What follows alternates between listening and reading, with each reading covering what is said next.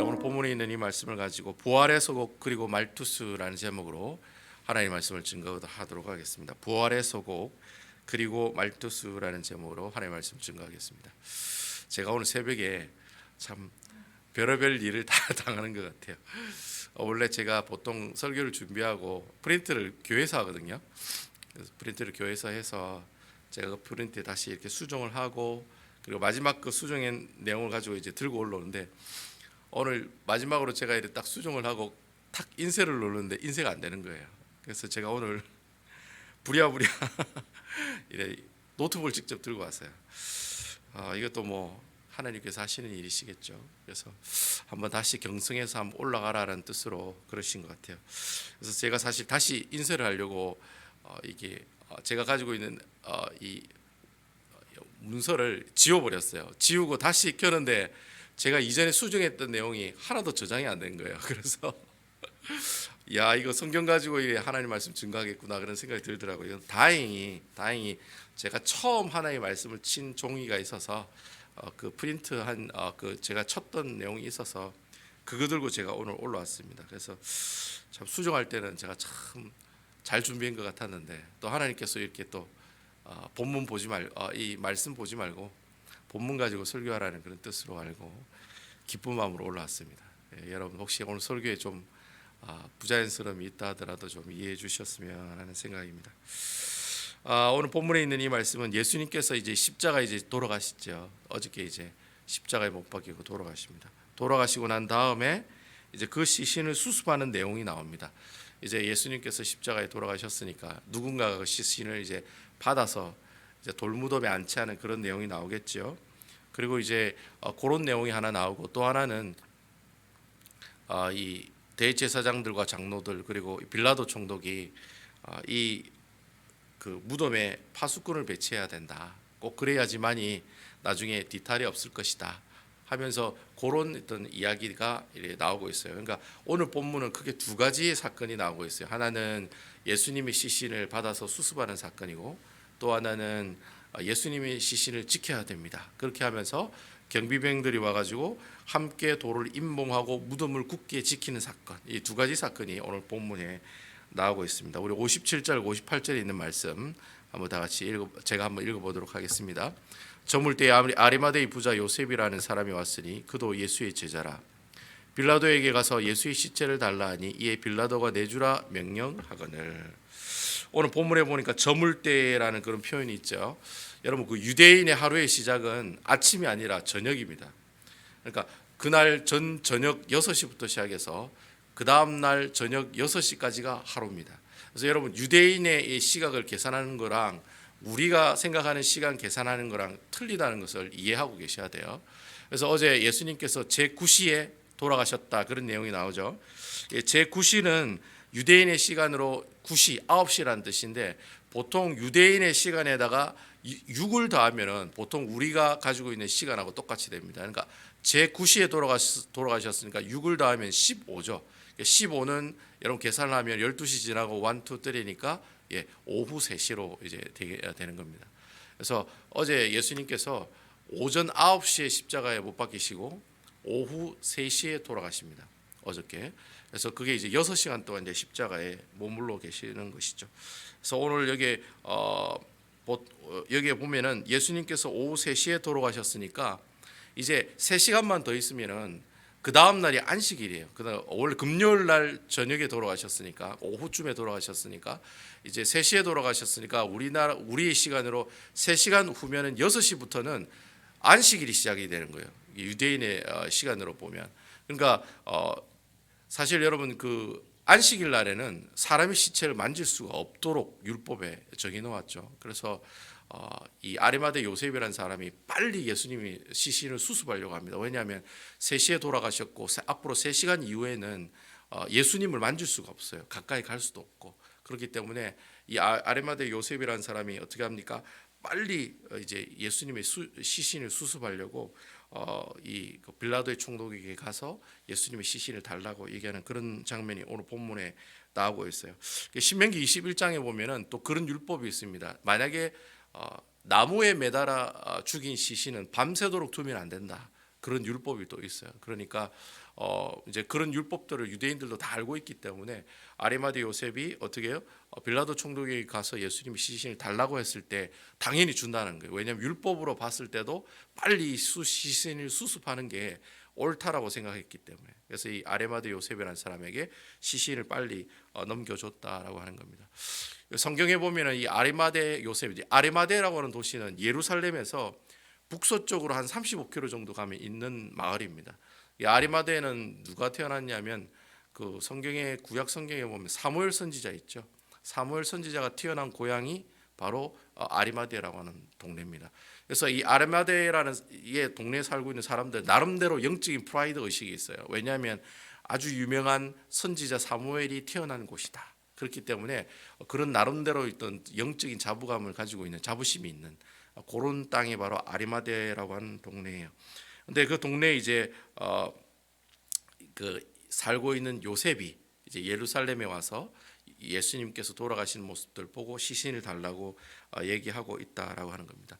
그 마가복음 15장이랑 누가복음 23장에 보면 이 아리마대 요셉이 누군지를 자세히 잘 설명해 놨어요. 거기에 보면은 공의회 회원이다 그렇게 얘기하고 있거든요.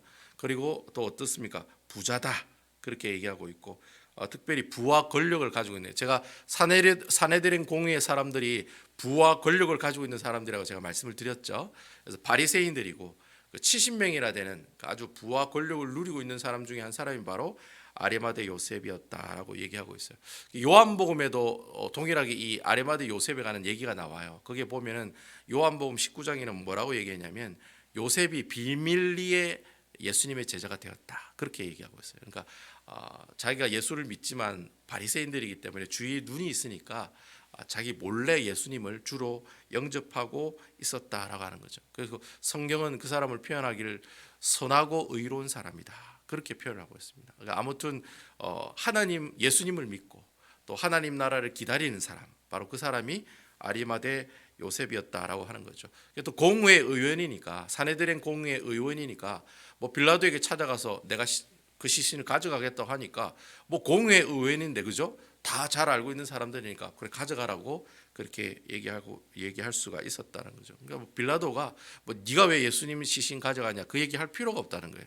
뭐 유대인의 사내들인 공회 의원이기 때문에 달라고 하니까 당연히 빌라도 총독은 예수님의 시신을 내줄 수가 있었다라고 하는 거죠.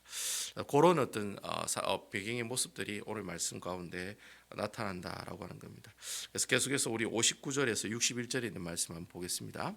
요셉이 시체를 가져다가 깨끗한 세마포로 싸서 바위 속에 판 자기 무덤에 넣어두고 큰 돌을 굴려 무덤 문에 놓고 가니 거기 막달라 마리아와 다른 마리아가 무덤을 향하여 앉았더라. 이제 요셉이 예수님의 시신을 이제 수습할 시간이 3시간밖에 안 남았으니까 굉장히 시간이 짧은 거예요. 그래서 아마 제가 볼 때는 이 요셉이 미리 예수님이 돌아가실 것을 알고 이제 사내들은 공회의 의원이니까 예수님이 십자가에 처형된다는 걸 미리 알고 있었겠죠. 그래서 아마 이 사람이 깨끗한 세마포도 준비하고 이 사람이 부자이다 보니까 그 당시 부자인 사람들이 이 돌무덤 보통 평민들은 보통 이렇게 밖에 흙 속에 매장이 됐거든요. 근데 좀 재산이 있고 부자들은 이렇게 가족묘로 이렇게 돌을 파가지고 굴을 만들어서 그곳에 이제 무덤을 만들어 놓습니다. 아마 제가 볼 때는 이 아리마대 요셉이 나이도 많았겠죠. 자기가 죽을 때를 대비해서 그 무덤을 가지고 있었는데 이제 그 무덤을 주님을 위해서 이제 이렇게 사용하려고 일단 예수님을 급히 시신을 이제 가지고 오셨다라고 하는 거죠.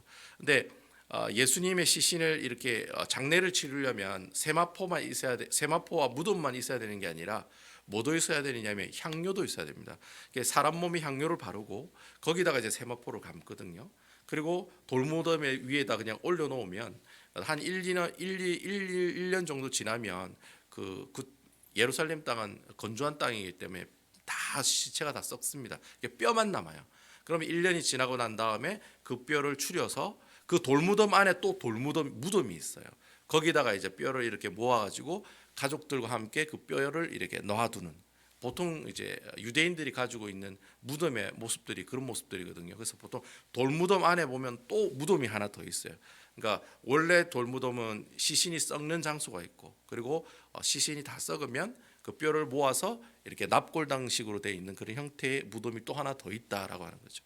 그래서 이제 예수님을 이제 그 돌무덤 중간에다 이렇게 놔두려면은 향료가 필요했죠.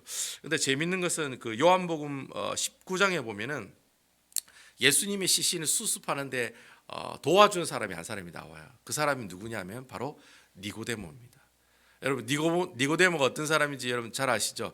요한복음 3장에 보면 니고데모도 산헤드린 공회의 사람입니다. 근데 예수님을 찾아가잖아요. 요한복음 3장에 보면. 그래서 어떻게 다시 거듭난다고 그렇게 말씀하십니까? 예수님이 다시 거듭나야 된다고 얘기하니까 그게 궁금해서 몰래 예수님을 찾아가서 물었던 사람이 바로 니고데모라는 사람이었습니다. 결국 니고데모도 그 예수님을 만나고 난 다음에 어떻게 해요? 예수님을 믿게 된 사람이 되었다라고 하는 것이죠. 그래서 니고데모도 산헤드린 공회 사람이니까 예수님이 돌아가실 것을 알고 있었어요. 그래서 아마 제가 볼 때는 이 아리마대 요셉을 잘 알고 있는 사람이었겠지요. 산헤드린 공회 사람이니까. 그래서 아리마대 요셉이 세마포를 준비했다는 얘기를 듣고 자기는 뭘 준비해요? 향료를 이렇게 준비하고 있었다는 겁니다. 그래서 이 두 사람이 급하게 이 니고데모와 요셉이 이 예수님의 시신을 이렇게 수습하는 장면을 우리가 볼 수가 있다라고 하는 거예요. 사실 여러분 그 역사적으로 볼 때 예수님이 이렇게 죄수라고 해서 평범하게 이렇게 돌무덤이 아닌 다른 곳에서 장사를 지냈을 경우랑, 그리고 돌무덤 안에 예수님의 시신을 놔두는 거랑 하늘과 땅 차이라고 하는 것이죠. 예수님이 부활의 사건이 있기 위해서는 예수님이 어디 있는 게 훨씬 더 좋습니까? 바로 돌무덤 안에 있는 것이 훨씬 더 예수님이 부활의 모습들을 부각시켜주는 그런 모습이 될 수 있다는 거죠. 그러니까 하나님께서 예수님이 죽으시고 어디에 묻히는가에 관해서도 미리 하나님께서 다 어떻게 해요? 준비하시고 이런 사람들을 예비해 놓으셨다라고 하는 것입니다. 그래서 만약에 이 두 사람이 예수님의 시신을 이렇게 돌무덤에 이렇게 모시지 않았으면 아마 이 부활에 관한 이야기가 좀 이렇게 드라마틱하게 일어나지는 않았을 거예요. 그죠? 그렇지만 하나님께서 이 두 사람을 사용해서 또 그렇게 부활의 사건을 어떻게 해요? 더욱더 부활의 사건답게 만드는 그런 일들이 일어났다라고 하는 겁니다. 그래서 어떤 신학자는 얘기하기를 예수님께서 죽고 부활하신 사건도 중요하지만 바로 이렇게 아리마대 요셉이랑 니고데모 이 두 사람이 바리새인이잖아요. 원래는 예수님을 죽였던 사람들이잖아요. 근데 그 바리새인인 두 사람이 이 예수님의 시신을 수습하고 돌무덤에 안치한 사건은 앞으로 일어날 부활 사건의 무엇이다? 서곡이다. 부활의 전주곡이다. 그런 표현을 사용하는 모습들을 볼 수가 있습니다. 그래서 그 신학자가 그런 얘기를 하더라고요.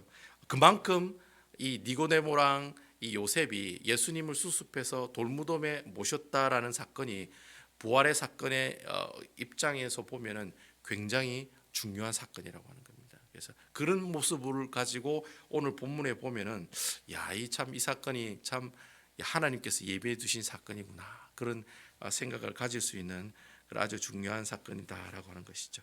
근데 오늘 성경에 보면 이렇게 부활의 서곡을 알리는 사건이 하나만 있는 게 아니라 하나 더 나와요.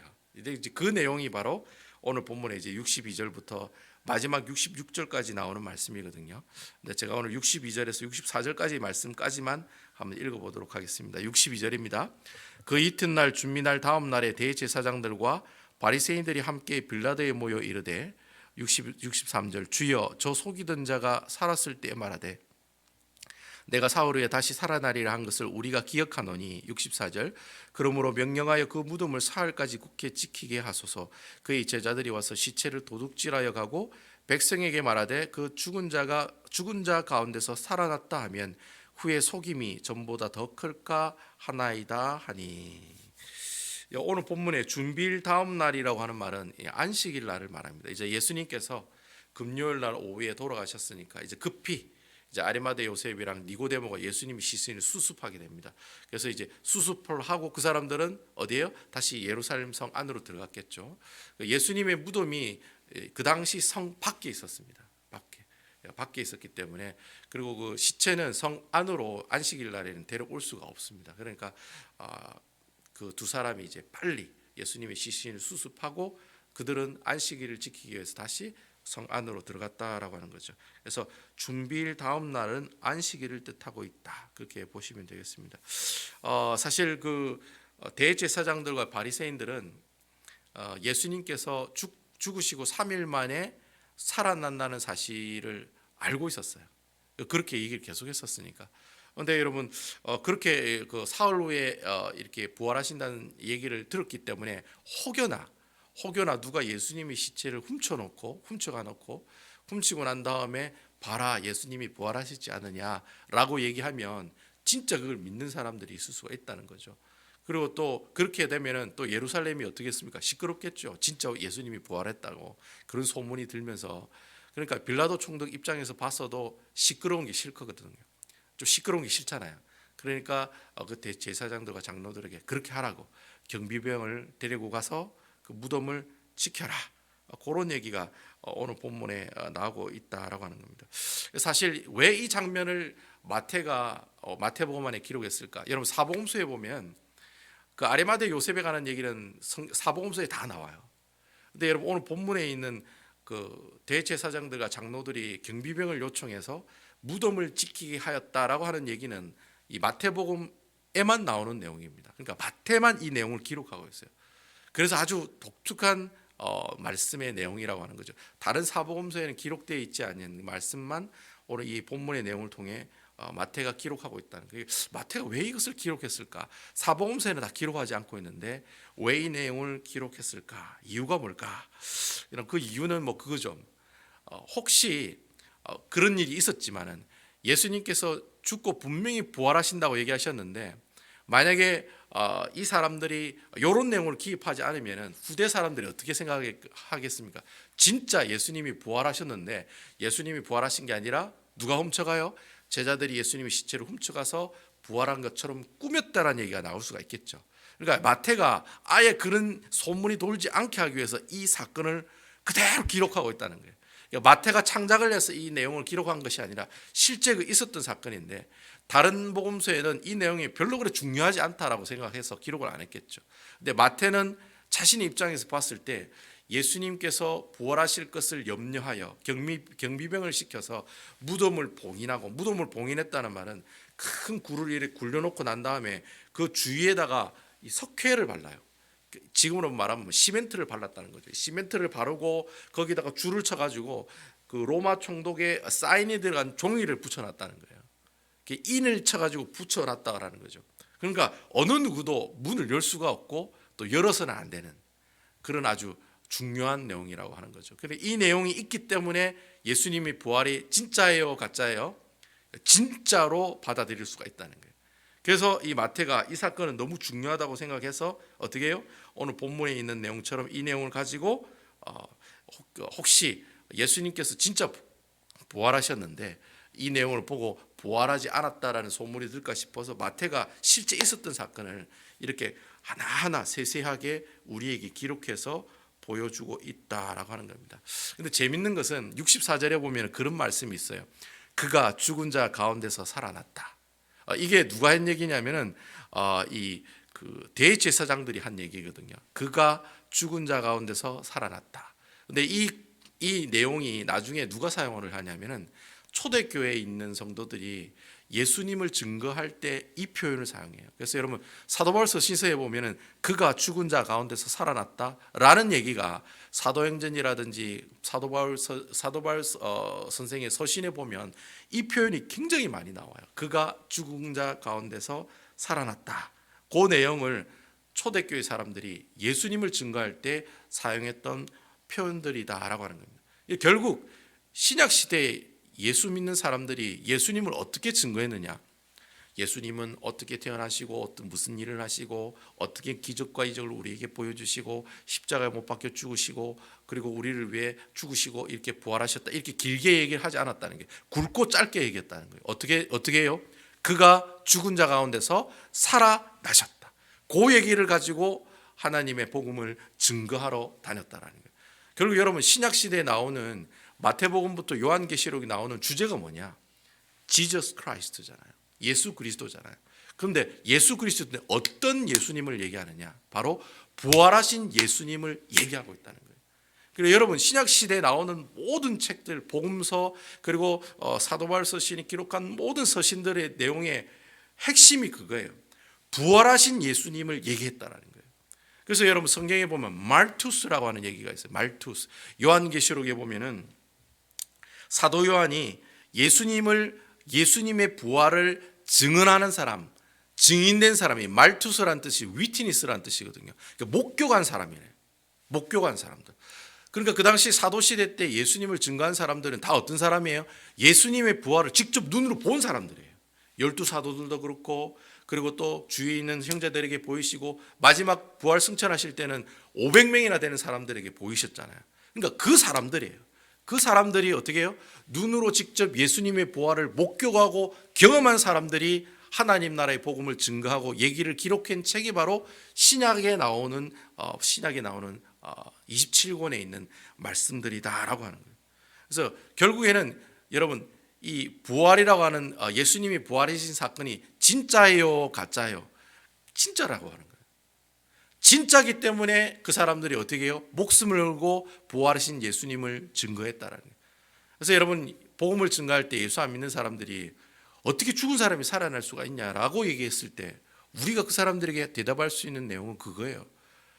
예수님께서 직접 부활하신 걸 내가 눈으로 봤으니까 내가 목숨을 걸고 예수 그리스도를 증거한다는 거예요. 자, 여러분들도 한번 생각해 보세요. 직접 여러분들도 부활하신 예수님을 봤어요. 그럼 증거하시겠어요? 증거하지 않겠어요? 내가 내 눈으로 봤다. 내가 직접 봤다니까 라고 얘기하는 내용이 바로 사도 바울, 바로 신약 시대에 있는 예수 그리스도를 부활을 경험한 사람들이 그리스도의 복음을 믿지 않은 사람들에게 증거한 내용들이다라고 하는 거예요. 그래서 여러분이 요한계시록의 사도 요한에 있었던 이 말투스라는 말은 증인이란 뜻이에요. 증인. 제가 개인적으로 참 이 여호와의 증인을 참 싫어하는 게 이 증인이란 말이 굉장히 좋은 말이거든요. 근데 그 사람들은 예수님의 부활을 증인으로 삼은 사람들이 아니야. 여호와 증인이라고 그러잖아요. 그러니까 하나님을 어떻게 해요? 밝혀내고 얘기하는 사람들을 또 여호와의 증인이라고 하거든요. 그래서 여러분 여호와의 증인들은 부활절이 없습니다. 예수님의 부활을 믿지를 않습니다. 그 사람들은 부활절이 없어요. 그리고 예수 그리스도의 부활을 믿지 않습니다. 절대로 안 믿습니다. 그런데 여러분 중요한 것은 우리 기독교인들은 어때요? 예수 그리스도의 부활을 믿고 증거하는 사람들이라는 겁니다. 아멘입니까? 그래서 사도 요한이 마르투스라는 말을 쓰는 거예요. 여러분 순교자가 영어로 마르터잖아요. 마르터. 말투스란 말은 순교자라는 뜻도 있거든요. 그러니까 예수 그리스도의 부활을 사람들에게 목숨을 걸고 증거하는 사람들을 일컬어서 말투스라고 한다는 거예요. 그러니까 바로 여러분들이 바로 어떤 분들이에요? 바로 예수 그리스도의 부활을 증거하는 예수쟁이라고 하는 거예요. 예수님의 부활을 증거하는 하나님 나라의 백성들이라고 하는 거예요. 그러니까 내가 예수 믿는 사람인데 예수님이 육체로 부활하셨다는 사실을 믿지 않으면 그 사람이 예수 믿는 사람이 아닌 거예요. 왜냐하면 예수를 증거한다는 그 자체가 예수 그리스도의 부활을 내가 직접 목격한 그 예수님을 사람들에게 얘기한다는 뜻이 복음을 증거한다는 뜻이거든요. 그래서 우리 예수 믿는 사람들에게 가장 중요한 절기가 어떤 절기냐? 바로 내일 우리가 맞이하는 부활절이라고 하는 겁니다. 이 부활절은 계란을 먹는 날이 아니라 어떤 날이에요? 기독교의 진리의 핵심인 정수를 많은 사람들에게 알리고 얘기하는 날이 바로 부활절이다라고 하는 겁니다. 그래서 여러분 부활절 날에 교회가 연합해서 막 예배를 많이 드리잖아요. 이유가 거기 있어요. 사람들에게 알리기 위해서 같이 교회가 모여서 믿지 않은 사람들에게 보여주기 위해서 부활절 날에 각 지역에 있는 교회들이 다 모여서 같이 부활절 연합 예배를 드린다라는 것이죠. 그래서 여러분 앞으로 저희 교회도 올해는 그런 일이 없습니다만 코로나 때문에 만약에 샬롯에서 한 교회 모여서 같이 부활절 연합 예배 드린다면 여러분 가셔야 돼요, 안 가셔야 돼요? 가셔야 된다는 거예요. 그것이 바로 복음을 증거하는 모습들의 한 방편이라는 거예요. 우리는 부활하신 예수님을 믿습니다. 부활하신 예수님을 여러분들도 믿으세요 라고 보여주면서 드리는 예배가 부활절 연합 예배라고 하는 것입니다. 우리 예수 믿는 사람이다라고 보여주기 위해서 그 부활절 연합 예배를 드리는 게 아니라는 거예요. 그래서 내년에는 부활절 연합회에 있으면 같이 다 참여하셔서 예수님의 복음을 증거하는 말투수가 되는 여러분 되시기를 주님의 이름으로 축원을 드리겠습니다. 아무쪼록 마태 입장에서 봤을 때 이 예수님의 시신을 수습하는 두 사람, 그리고 예수님의 무덤을 굳건히 지키라고 하는 이 사건, 이 두 사건이 예수 그리스도의 부활의 전조국과 같고 또 부활의 서국과 같은 중요한 사건이라고 보았기 때문에 이 마태가 이 본문 이 두 사건을 오늘 우리에게 여러분 어떻게 해요? 보여주고 계신다라고 하는 것입니다. 주님께서 이 말씀을 통해 우리에게 주신 영적인 교훈이 그거예요. 여러분들이 믿고 계시는 주님은 진짜 육체로 부활하신 주님이시라는 거예요. 여러분 이 사실 믿으십니까? 이게 안 믿어지면은 내가 예수를 안 믿는 거랑 똑같은 거예요. 그러니까 기독교의 정수는 부활에 있는 거예요. 크리스마스 성탄절에 있는 게 아니라 추수감사절에 있는 게 아니라 기독교인으로서 가장 중요한 절기는 바로 이 부활절이라고 하는 것입니다. 그래서 여러분 이 부활절의 고난주간 동안 여러분들 스스로 준비하고 겸비하고 또 교회가 새벽기도를 드리고 또 특별하게 금요일 날에는 성금요일이라고 해서 정사 예배를 드리는 이유가 바로 거기에 있다라고 하는 거예요. 그래서 올해 저희 교회는 뭐 그다지 그래 크게 부활절에 대한 모습들 준비하는 모습들을 그렇게 같이 함께하지 않았습니다만 그만큼 중요한 날이 바로 내일 부활절의 모습들이라는 거 꼭 기억하셔서 단지 내일만 예수님의 부활을 생각하는 여러분들이 아니라 진짜 부활하신 그 주님을 믿는 그 모습들을 여러분들 하나님의 말씀을 통해서 확신하신 그 예수님을 누구에게 증거하라? 믿지 않은 사람들에게 담대하게 증거하라. 그런 내용이 바로 오늘 본문의 말씀을 통해 우리에게 주시는 영적인 교훈이라고 할 수가 있습니다. 저는 우리 사랑하는 베다닉교회 성도 여러분들이 예수님의 말투수들이 되었으면 좋겠습니다. 부활하신 그 예수님을 믿지 않은 사람들에게 얘기해주고 증거하는 사람들이 되었으면 좋겠어요. 믿지 않은 사람들에게 죽은 사람이 다시 살아났다는 사실을 눈에 불을 켜고 쌍심지에 불을 켜고 어떻게 해요? 그 사람에게 진짜 그 사실이 있었다는 사실을 확신에 찬 모습으로 그 사람에게 증거할 때 바로 그때 어떤 일이 일어나요? 하나님의 놀라운 역사가 일어난다라고 하는 것입니다. 마태복음부터 요한계시록까지 무슨 얘기를 하고 있느냐? 부활하신 예수님에 관해서 얘기하고 있는 내용입니다. 이 사실을 꼭 기억하셔서 아무쪼록 여러분들이 오늘 하루를 살아가시면서 예수님의 부활을 묵상하시고 그리고 부활하신 이 예수님을 나만 가지고 있지 마시고 주위에 있는 사람들에게 주위에 있는 가족들에게 부활하신 예수님 그 예수님 꼭 믿으시고 하나님 나라의 백성이 되었으면 좋겠다라는 하나님 나라의 귀한 복음을 증가하시는 아름다운 우리 베다닉 교회 성도 여러분들 다 되시기를 주님의 이름으로 축원을 드리겠습니다.